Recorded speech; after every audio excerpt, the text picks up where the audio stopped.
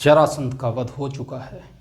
साथ ही साथ हस्तिनापुर के महाराज धृतराष्ट्र और पितामह भीष्म दोनों ही धर्मराज युधिष्ठिर को राजसूय यज्ञ करने का आशीर्वाद दे चुके हैं।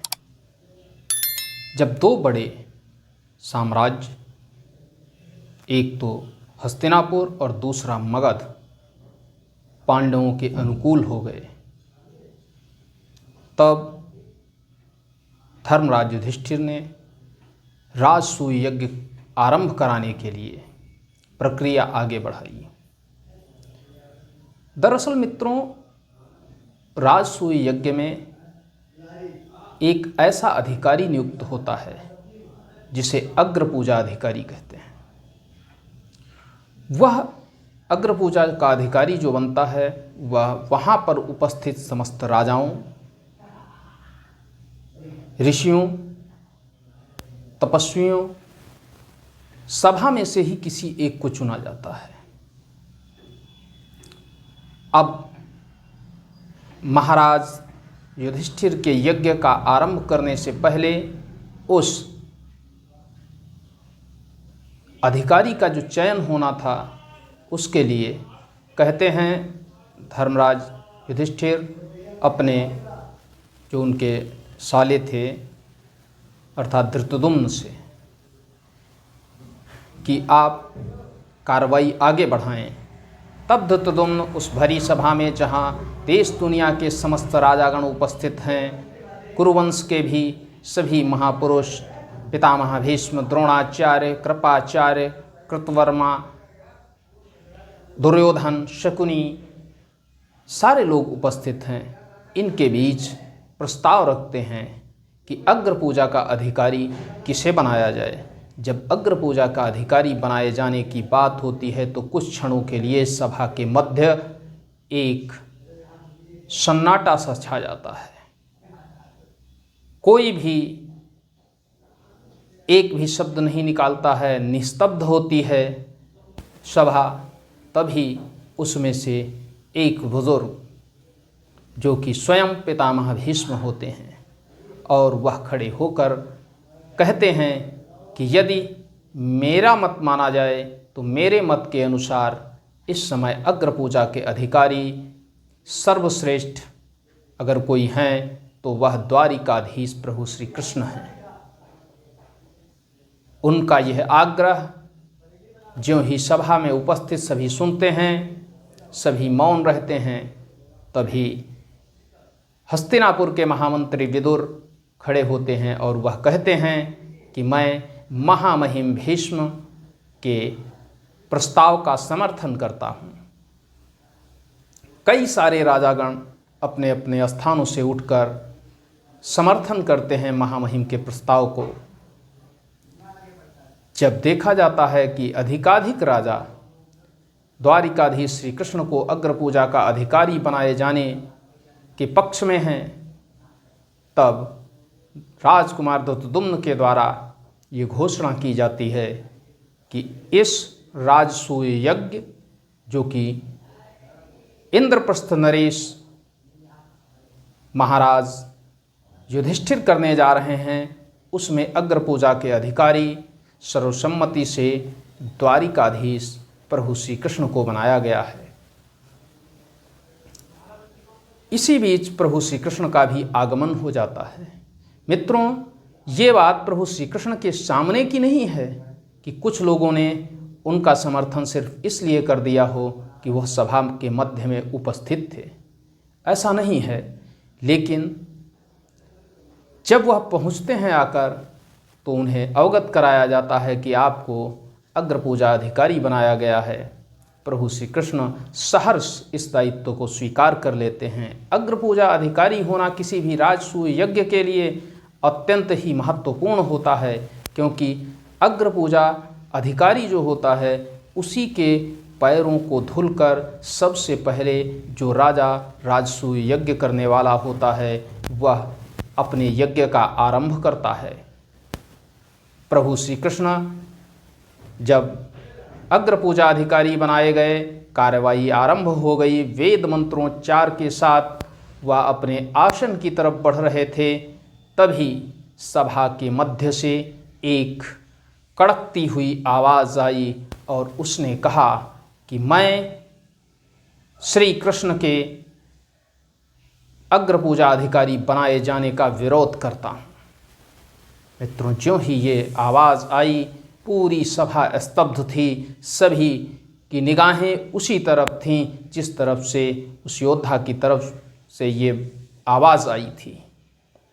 सारे लोग उसको देखने लगते हैं, लेकिन प्रभु श्री कृष्ण अपने अधरों पर मुस्कान लिए आगे बढ़ते जाते हैं। उनके साथ में श्री दाऊ जी भी हैं और ऋषि मुनियों के द्वारा वेद मंत्रोच्चार किया जा रहा है।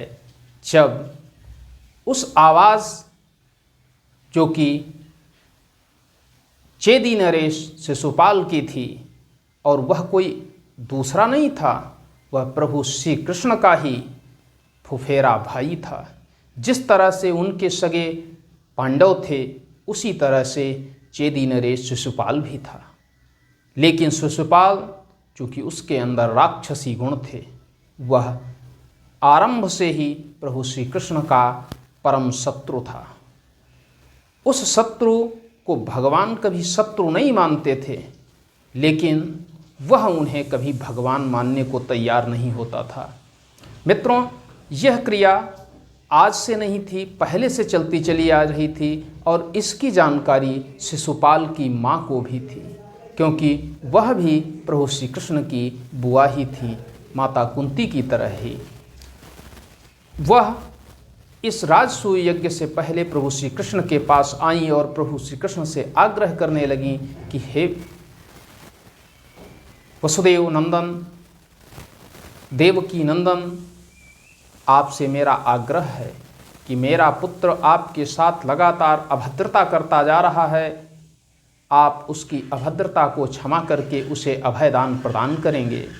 प्रभु श्री कृष्ण ने कहा कि लगातार तो ये संभव नहीं हो सकता है, लेकिन हाँ, आप मेरी बुआ हैं। मैं आपको वचन देता हूँ कि उसके 100 अपराध मैं माफ़ कर दूँगा, 100 अपराधों का मैं क्षमादान दे दूँगा, 100 अपराधों तक मैं उसे कुछ भी नहीं कहूँगा। लेकिन अगर उसने 100 अपराधों के ऊपर कोई अपराध किया तो उसे दंडित करना हमारा परम कर्तव्य हो जाएगा। शिशुपाल की माता ने यह प्रभु का आग्रह स्वीकार कर लिया और प्रभु ने उन्हें आश्वासन दे दिया।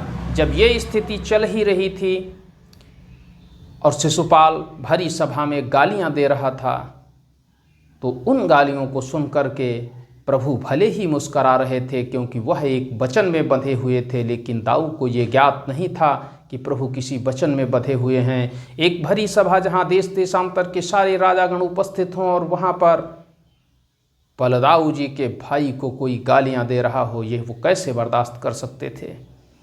वह हुमक कर उसकी तरफ बढ़े। ज्यों ही वह आगे बढ़े त्यों ही प्रभु श्री कृष्ण ने उनका हाथ पकड़ लिया और उनसे कहा, दाऊ भैया, ये क्या कर रहे हैं। दाऊ खींचते हुए बोले, तुम किस तरह के हो कृष्ण।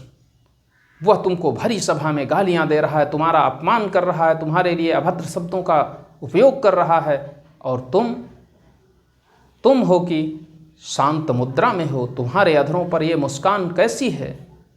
प्रभु श्री कृष्ण कहते हैं, दाऊ भैया, मैं भी समझ रहा हूँ कि वह अभद्रता कर रहा है, लेकिन मैंने अपनी बुआ अर्थात शिशुपाल की माता को एक वचन दिया है और उस वचन में उसके 100 अपराध क्षमा करने का मैंने वचन दिया है, इसलिए अभी उसके 100 अपराध नहीं हुए हैं पूरे।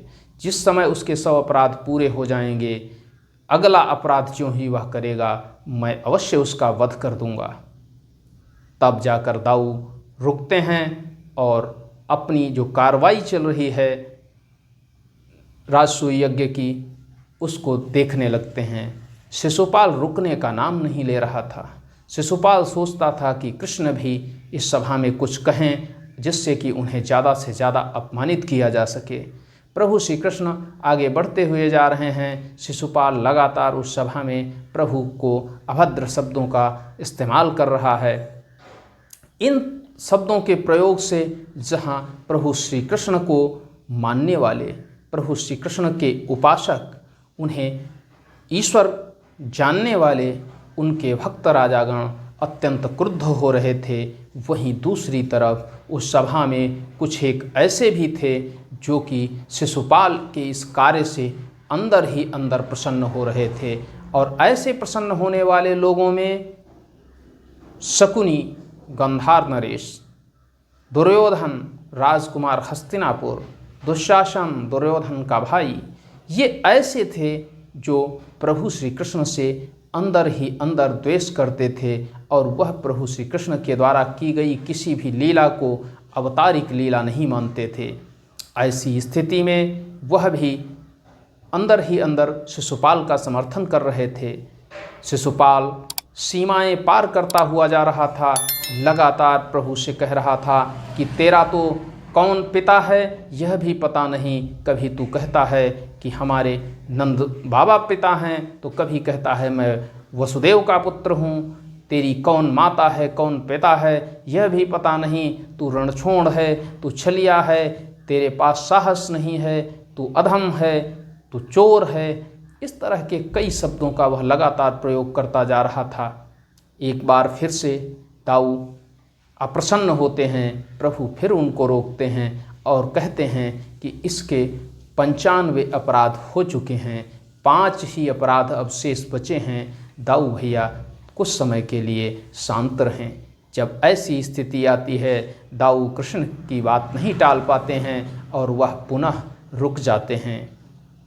इधर वेद मंत्रोच्चार हो रहा था, दूसरी तरफ अभद्रता की पराकाष्ठा होती जा रही थी। जब इस स्थिति को वह लोग देखते हैं जैसे पितामह भीष्म, द्रोणाचार्य, महाराज द्रुपद, तो उनसे ये बर्दाश्त नहीं होता है, वो इसको स्वीकार नहीं कर पाते हैं और अपनी अपनी तलवारें खींचकर ज्यों ही बढ़ते हैं शिशुपाल की तरफ, त्यों ही शिशुपाल की तरफ से शकुनी, दुर्योधन और दुशासन भी तलवारें लेकर उनके आमने सामने आ जाते हैं।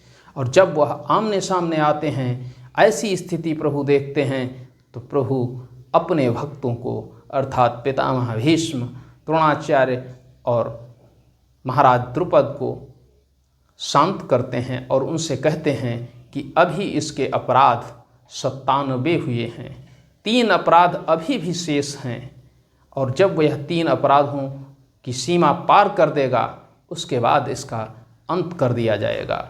इसलिए आप लोग अपने अपने आसन पर विराजिए।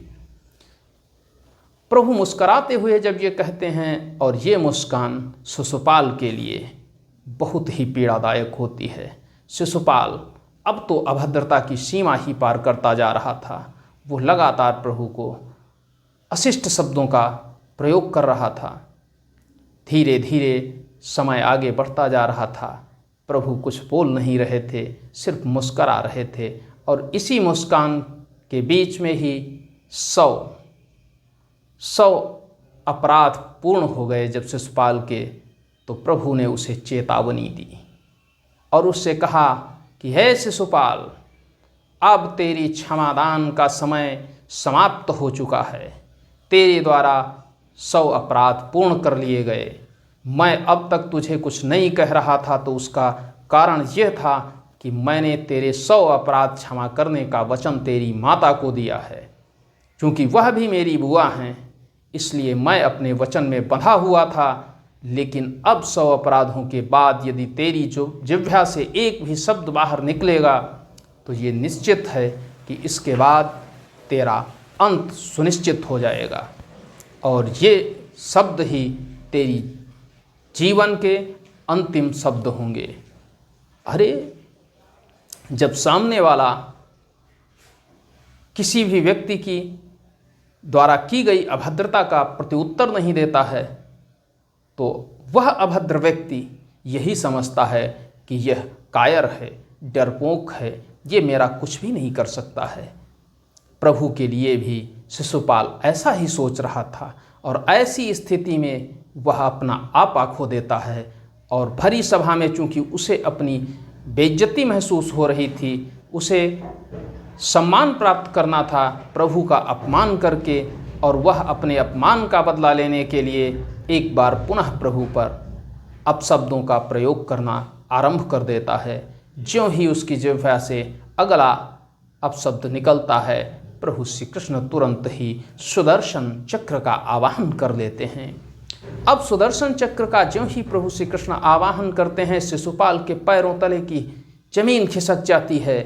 वह एकदम पीला पड़ जाता है, क्योंकि प्रभु श्री कृष्ण से उसे ऐसी आशा नहीं थी कि उसका वध भी हो सकता है। और अब तो उस सभा में उपस्थित समस्त राजागण ये जान चुके थे कि अब ये सुनिश्चित हो चुका है कि शिशुपाल का वध होने वाला है। शिशुपाल फिर भी जो अधर्मी होता है, जो दुराचारी होता है, पापी होता है, वह कभी भी दुष्ट अपनी दुष्टता से बाज नहीं आता है। और शिशुपाल एक शब्द पुनः आगे बोलने की ज्यों ही चेष्टा करता है, प्रभु श्री कृष्ण का सुदर्शन चक्र आकर उसकी शीश को उसके शरीर से अलग कर देता है। अब उसी भरी सभा में एक तरफ शिशुपाल का शीश पड़ा हुआ है और दूसरी तरफ उसका धड़ पड़ा हुआ है। सारे लोग मौन हैं, स्तब्ध हैं। इसी बीच उस शिशुपाल के शरीर से एक दिव्य आत्मा निकलती है और उस दिव्य आत्मा के 4 भुजाएं होती हैं और वह दिव्य आत्मा सीधे प्रभु श्री कृष्ण की तरफ बढ़ती है। तभी प्रभु श्री कृष्ण अपना चतुर्भुज रूप धारण कर लेते हैं और उस दिव्य आत्मा से कहते हैं कि हे पार्षद जय, अब आपका पृथ्वी पर रहने का समय पूर्ण हो चुका है। अब तुम्हें हमारे वैकुंठ धाम जाना है, जहाँ आपकी माता लक्ष्मी आपकी प्रतीक्षा कर रही हैं। लेकिन इससे पहले ही उन्होंने तुम्हारे जाने का प्रबंध कर दिया है। एक दिव्य रथ तुम्हें ले जाने के लिए उन्होंने भेजा है और उसी दिव्य रथ पर देखिए, ये दिव्य रथ आ गया है, इसी पर आरूढ़ होकर तुम्हें वैकुंठ धाम जाना होगा। वह निकली हुई आत्मा एक भी शब्द नहीं बोलती है और सिर्फ यही कहती है जैसी प्रभु की आज्ञा, और वह उस रथ पर आरूढ़ हो जाती है और वह रथ उसको लेकर आकाश की तरफ चल देता है। सभा में सन्नाटा पसरा हुआ था। प्रभु श्री कृष्ण का यह रूप देखकर सभी अत्यंत ही अचंभित और सशंकित थे। जो शिशुपाल की मदद करने वाले थे, उनकी सहायता करने वाले थे, शकुनी, दुर्योधन और दुशासन, वह भी भीगी बिल्ली बने हुए उसमें खड़े हुए थे। उनके भी जिह्वा से एक शब्द नहीं निकल पा रहा था। मित्रों, प्रभु श्री कृष्ण इसके बाद अपने वास्तविक रूप में ना आकर कृष्ण रूप में आते हैं और कहते हैं कि इसे यहाँ से हटा दिया जाना चाहिए। द्वारपाल आते हैं और शिशुपाल को हटाने का प्रयत्न करते हैं। इसी बीच दुर्योधन आकर शिशुपाल के शीश को लेकर बाहर चला जाता है। मित्रों, इधर तो ये स्थिति थी और राजसूय यज्ञ की प्रक्रिया चल रही थी। दूसरी तरफ वो जो दिव्य आत्मा पार्षद के जय के रूप में निकली थी, वह कौन था? अब उसके बारे में भी चर्चा होनी आवश्यक है। मित्रों, वह दिव्य आत्मा जब नभमंडल से बाहर जा रही थी, तभी उसको देवर्षि नारद दिखाई देते हैं। देवर्षि नारद उसको देखते ही उसके सामने प्रकट होते हैं और नारायण नारायण का उच्चारण करते हुए उससे कहते हैं कि हे पार्षद, अब पृथ्वी लोक पर तुम्हारे 3 जन्म पूर्ण हो चुके हैं। अब तुम्हें दिव्य धाम जाना है। अब प्रभु श्री विष्णु के वैकुंठ धाम में तुम्हें पहुंचना है। ये बात सुनकर वह दिव्य आत्मा पार्षद जय के रूप में जो थी, वह आग्रह करती है देवर्षि नारद को प्रणाम करते हुए और उनसे कहते हैं कि हे देवर्षि, यही बात तो प्रभु ने हमसे कही और वही बात आप भी हमसे कह रहे हैं। मेरे 3 जन्मों के बारे में मुझे तो कुछ ज्ञात नहीं है। मेरे कौन से 3 जन्म हैं? जब मैं प्रभु के सामने पहुंचा तब मुझे ऐसा लगता था जैसे मैं निद्रा से जागा हुआ हूं और प्रभु मेरे सामने खड़े हैं।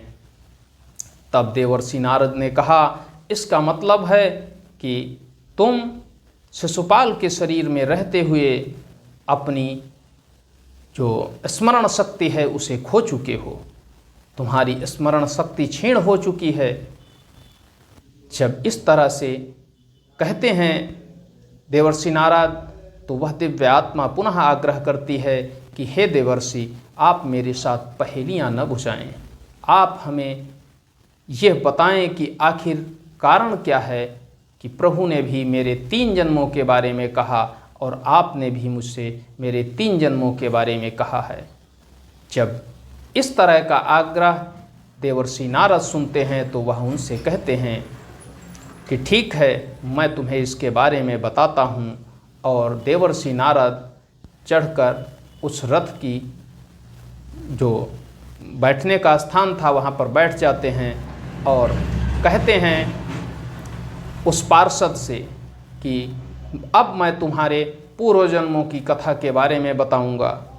मित्रों, अब आज नारद जी कौन सी कथा के बारे में बताते हैं, कौन से 3 जन्म पार्षद के रहे हैं, उनके बारे में यह कथा मैं अगले दिन आपके सम्मुख रखूंगा। लेकिन आज के लिए जो राजसूय यज्ञ महाराज युधिष्ठिर का हो रहा है वह धीरे धीरे संपन्न हो जाता है और अभी वो संपन्नता की ओर ही बढ़ रहा था कि तभी राजमहल का जो अवलोकन करना था, उस अवलोकन करते हुए शकुनी और दुर्योधन जब गुजर रहे थे तो उन्हें यह नहीं पता था कि यह विश्वकर्मा और मैदानों दोनों के सहयोग से बनी हुई नगरी है, जिसमें कहीं जहाँ जल दिखाई देता था वहाँ स्थल होता था और जहाँ स्थल दिखाई देता था वहाँ जल होता था।